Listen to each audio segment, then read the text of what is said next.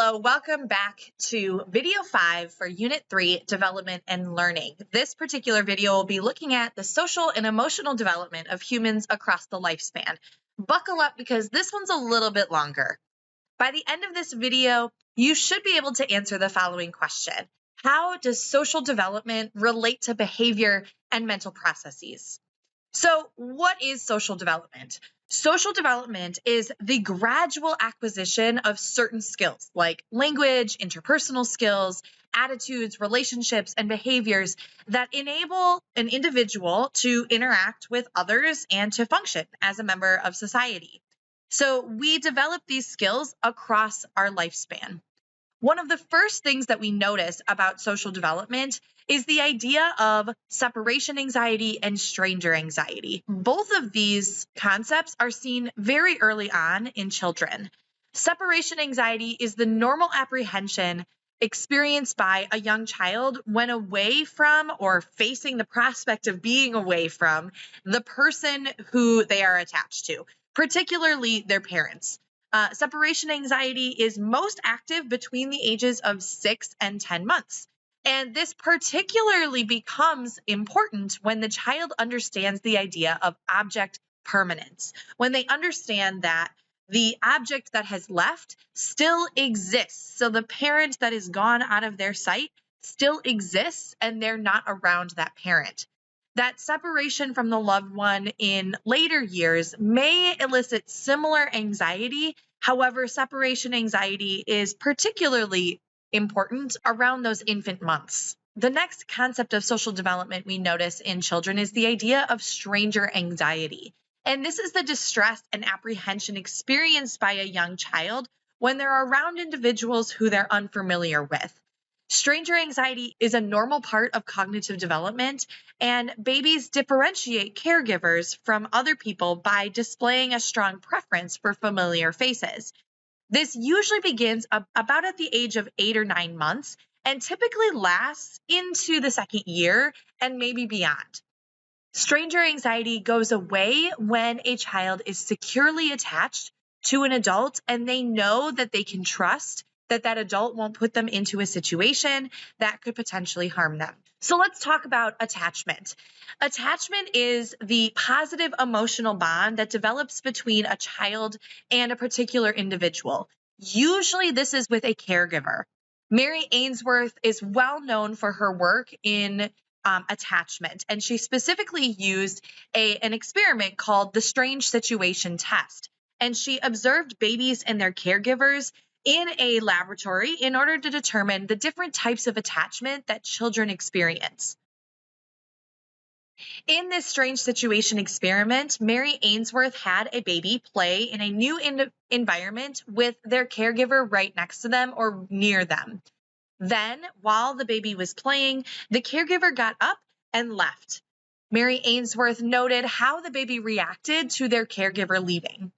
After a little bit of time in that strange situation, sometimes there would be a new person in the room, the caregiver would return to the strange situation, and Mary Ainsworth would note how the baby would react to the reunion between the baby and the caregiver. From this experiment, 4 different attachment styles were established. The first is secure attachment, and this is the positive parent-child relationship. In this attachment style, the child displays confidence when the parent is present, mild distress when the parent leaves, and then quickly reestablishes contact with the parent when they return. The child knows that the parent is there to support them, is sad when they leave because they love their parent, and then really wants to be back with them when the parent returns. Secure attachment is going to be the most stable of all of the different types of attachment. The next 2 types of attachment are 2 different types of insecure attachment. Insecure avoidant attachment and insecure anxious attachment styles are 2 attachment styles that describe how children and sometimes adults behave in relationships. Both of these types of insecure attachment styles fall under the category of insecure attachment, but they show different responses or feelings toward the caregiver. In insecure avoidant attachment, the children is going to avoid or distance themselves from the caregiver, especially when they're upset. They often don't seek comfort from their caregiver when they're scared or hurt. Instead, they might act as if they don't need comfort or show indifference when their caregiver returns or leaves. This might happen because the child has learned that their caregiver is not reliably responsive to their needs. So they try to be independent and not rely on others or avoid the interaction with their parent. Insecure anxious attachment, on the other hand, is where a child is often very clingy, needy, or overly dependent on their caregiver. They may become very upset when they're separated from their caregiver and can have difficulty calming down even when the caregiver returns. These children are unsure whether the caregiver will respond to their needs, so they may act out or become anxious in an attempt to get attention or reassurance. The key difference here is that avoidant attachment leads to emotional distance or detachment, where anxious attachment leads to emotional dependence and constantly seeking that reassurance that the caregiver is going to be there. Finally, we have disorganized attachment. And this is where the infant or the child is really going to show no coherent or consistent behavior during a separation from and reunion with their parents. Sometimes they might be in that avoidant or anxious or even sometimes secure mindset. It really is going to depend on the situation. And so they can't really be put into one of the three categories of attachment. The next psychologist we're going to look at with social development is the research of Harry Harlow. And Harry Harlow is known for his work on the impact of contact comfort on development. Really, what Harry Harlow's work was is that he showed that babies prefer to have comfort over nourishment. This research was done with rhesus monkeys, as you can see in this image here, and Harlow created two different mothers. One was the wire mother that offered food to the infant monkey, and the other mother was a comforting mother. It was covered in cloth and offered a safe space for that monkey, but did not offer any food. What Harlow found is that while the monkey would go to the wire mother in order to get their food, they really preferred to spend the majority of their time with the comfort mother. This shows that infants, humans, and animals prefer to have that social, emotional attachment with a caregiver and need more than just the basic necessities. The next researcher we're going to look at is Konrad Lorenz, and he also studied the concept of attachment, but he specifically looked at the critical period when we need to experience attachment. Lorenz really used birds to help him understand this idea of the critical period. He found that animals, particularly birds like ducks and geese, gain a sense of species identification almost immediately after they are born. This process is called imprinting, and it's the process where the animal will imprint or decide who to attach to based on the first sight of the animal or the caregiver that they are around. While Lorenz's study was done with birds, his ideas about a critical period for attachment influenced attachment theory in humans. Researchers like John Bowlby, who studied human attachment, suggested that there's also a sensitive period for forming attachment in humans. Although it's not as rigid or immediate as Lorenz found in birds, for humans, this forming of a strong emotional bond with caregivers early in life is important for healthy social and emotional development. One of the things that social psychologists look at when looking at social development in humans is if children are experiencing what we call adverse childhood experiences, or ACEs. These are stressful or traumatic events that can occur during childhood or adolescence. These can include things like physical or sexual abuse, domestic violence, living in poverty, a parent with a mental illness, discrimination, substance use disorder, incarceration, witnessing violence in their home or in their community, or having a family member attempt or die by suicide. ACEs can have a lasting impact on a child's physical, mental, and emotional health. and they can affect brain development, the immune system, hormonal systems, and how DNA is read and transcribed. ACEs are strongly linked to chronic health problems, mental illness, and substance misuse in adulthood. And so ACEs are often studied by developmental psychologists to figure out the impact is of these particular ACEs so that we can hopefully prevent and learn more and provide help and support for children who have gone through these traumatic experiences. The next researcher we're going to talk about when it comes to social development is Baumrind. And Diana Baumrind identified 4 different types of parenting styles. And she identified these styles in a sense of how they're going to influence a child's development. The 4 different parenting styles she came up with were authoritarian, authoritative, permissive, and neglectful. You can see how these 4 different types of parenting styles are kind of on a spectrum, and we look at the spectrum of warmth and control. So high warmth is going to be like super nurturing and involved emotionally with the child. Control is going to be like the amount of demandedness or strictness that the parent has. So authoritarian parenting is going to be low warmth and high control. This is where the parent or caregiver stresses obedience, de-emphasizes collaboration and dialogue, and employs strong forms of punishment. This is going to be kind of like a dictator. That's how I remember this one. Authoritarian leaders are dictators. And so if we look at authoritarian parents, these are going to be lots of rules, very little emotional support.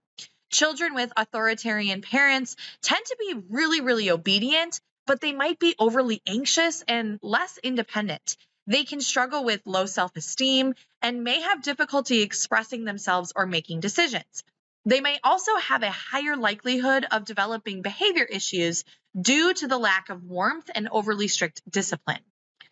The next parenting style is authoritative parenting, and this is going to be high on both aspects of parenting, high warmth and high control. In this, the parent or caregiver encourages a child's autonomy, but still places certain limitations on that child's behavior. This parent is also really going to encourage the child to be involved in the rules and decision-making processes and going to give the child the emotional support they need. Children with authoritative parents tend to be self-confident, well-adjusted, and socially responsible.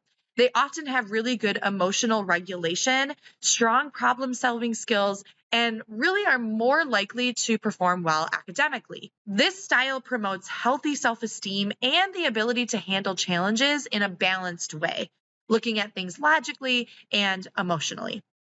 The next parenting style is permissive parenting. Permissive parenting is going to be high in the warmth category or emotional side of things, but low in the control. In this parenting style, the parent or caregiver is accepting and affirmative, but really has few rules and really doesn't want to exercise any control. I think of permissive parenting kind of like the mom from Mean Girls. They want to be the cool parent, always involved with the child, but really doesn't want to set any rules for the child. In this parenting style, children might struggle with impulse control and might not learn to follow rules or respect authority. They can sometimes be immature and entitled because they really haven't learned the value of discipline or responsibility. They might also experience difficulty in school or social settings because those situations have rules and the child really has never learned those social rules. The final parenting style is the rejecting, neglecting parenting style. And this style has low warmth and low control. In this parenting style, the parent or caregiver really is unsupportive. They're not really monitoring the child at all. They're more attentive to their own needs than their needs of the child. In this particular parenting style, the children might feel abandoned or emotionally distant from their parents. They're at a higher risk for poor academic performance, behavioral issues, and mental health problems like anxiety or depression. They might also struggle with forming healthy relationships later in their life, and they might develop low self-esteem because they really haven't received any sort of attention and nurturing that they need for a secure attachment. Now, I've told you about these four distinct parenting styles, but you can see on this image that I have, this is more like a spectrum rather than a neat little box that a person fits into. Most people are going to fit into more than one of these parenting styles, depending on the situation that they're in. The next researcher we're going to talk about for our social development is Erik Erikson, and he developed a theory of psychosocial development that includes 8 specific stages. Each stage represents a challenge or a conflict that a person faces as they grow and develop. How we handle these challenges shapes our personality and our relationships throughout life. So let's talk through each of these stages because you do need to know all of them. The first stage is trust versus mistrust, and this happens during infancy, about 0 to 1 year. In this first stage, babies learn whether they can trust their caregivers to meet their needs. If their needs are consistently met, they develop trust. If not, they may struggle with mistrust. Stage 2 is autonomy versus shame and doubt. This is toddlerhood, so 1 to 3 years. Toddlers really are starting to explore the world and develop independence. If encouraged by their caregiver, they gain confidence. If they're overly restricted or criticized, they may feel shame or doubt in their own abilities. You can sense this stage because the child really is wanting to do everything by themselves. Stage 3 is initiative versus guilt. This is preschool age, or ages 3 to 6 years old. Children in this stage begin to take initiative, planning, and doing things on their own. If their efforts are supported by their caregivers or the other people around them, they gain initiative. If they're criticized, they might feel guilty for trying to take charge. Stage 4 is industry versus inferiority, and this is school age, so ages 6 to 12. As children start school, they develop a sense of competence through learning and social interactions. So success in school and different activities leads to industry, while failure or lack of recognition can lead to feelings of inferiority. So in this stage, children are really starting to determine what am I good at and what am I not good at. In stage 5, identity versus role confusion, this is our adolescent stage. Teenagers are working on figuring out who they are. What are their values? What are their directions that they want to take in life? Successfully developing this identity, which we're going to talk about in our next slide, leads to confidence in who they are as a person. If they have confusion about who they are and their role in society, this can lead to uncertainty and confusion. Stage 6 is intimacy versus isolation. This is young adulthood. This is where I talk about people really finding their people or their tribe. In early adulthood, people seek deep, meaningful relationships. These don't always have to be romantic relationships. Sometimes they can just be the people you want to spend all of your time with. You might grow closer to your family again after adolescence. And if you succeed in finding your people, you experience a sense of intimacy. If you do not, that might lead to isolation and loneliness. Stage 7 is middle adulthood, and this is generativity versus stagnation. In middle age, individuals really focus on contributing to society, such as parenting, work, or community involvement. Success brings a sense of purpose or generativity, while failure to find a sense of purpose in the world around you leads to stagnation and self-absorption. The final stage is integrity versus despair, and this is in late adulthood or 65 plus.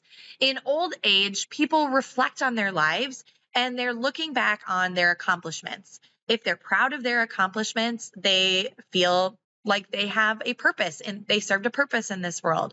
If they regret things that they've done in their life, they might feel despair toward how their life turned out. Each of these stages is about resolving a conflict that helps us grow. Successfully navigating each challenge leads to psychological strength and a well-adjusted personality. Erikson does not believe that you cannot move from one stage to the next. He does believe that if we struggle in a particular stage, that's going to affect our personality later on. So you don't get stuck in one stage and you can't move on. Your personality just adjusts based on how you dealt with the conflict in that stage. Now, on the last slide, we talked about this idea of identity. And identity is an individual's sense of self, and it's defined by number 1, a set of physical, psychological, and interpersonal characteristics that's not wholly shared with any other person. So who am I? What makes me me? The second thing is a range of affiliations. So, for example, your ethnicity and your social roles.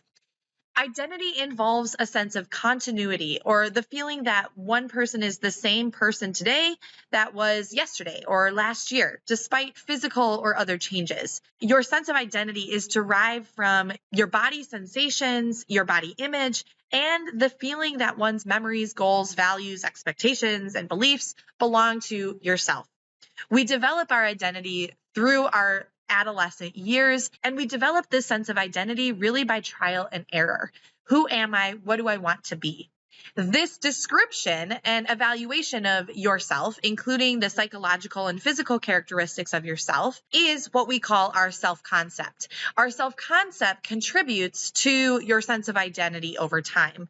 Really, our self-concept is the answer to the question, who am I?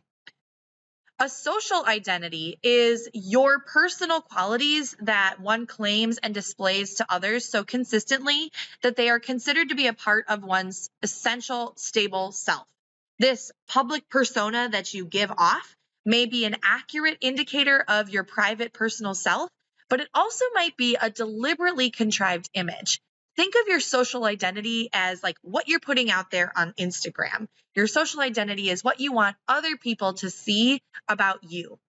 Your social identity is the part of the self-concept that is derived from membership in social groups or categories, ranging from a member of a family, like a daughter or a son, or your nationality or race. The social identity is answering the question, who am I in a particular group? Or who am I to others? When forming our identity in adolescence, we go through different stages. James Marcia identified 4 key identity statuses. The first is identity diffusion. This is when people are unsure about who they are and really haven't explored or committed to anything else yet.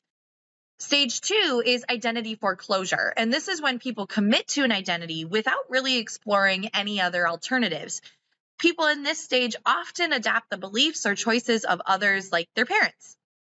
Stage 3 is identity moratorium. And in this, people are actively exploring different options, but haven't yet committed to one, like trying out different careers or lifestyles. Stage 4 is identity achievement. And in this stage, people have explored different options and made a committed choice, feeling confident in who they are. In these stages, we see how we explore and commit to our identity, which shapes who we are as a person.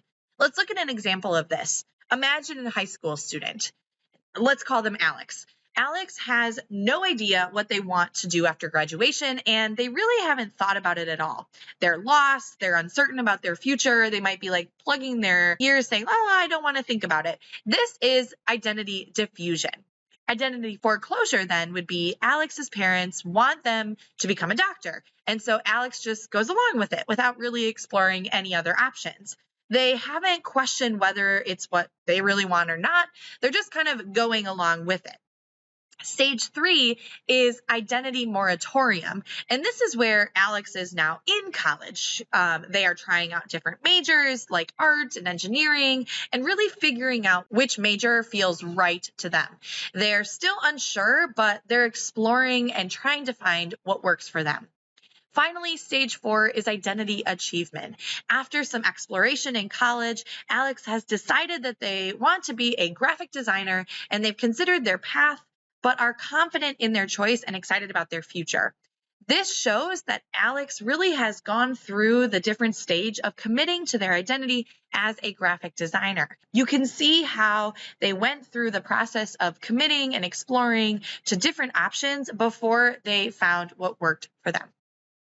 Let's talk about some different milestones that we see across social development. The first milestone really isn't a milestone because it's something that's consistent pretty much across the lifespan. This is our temperament.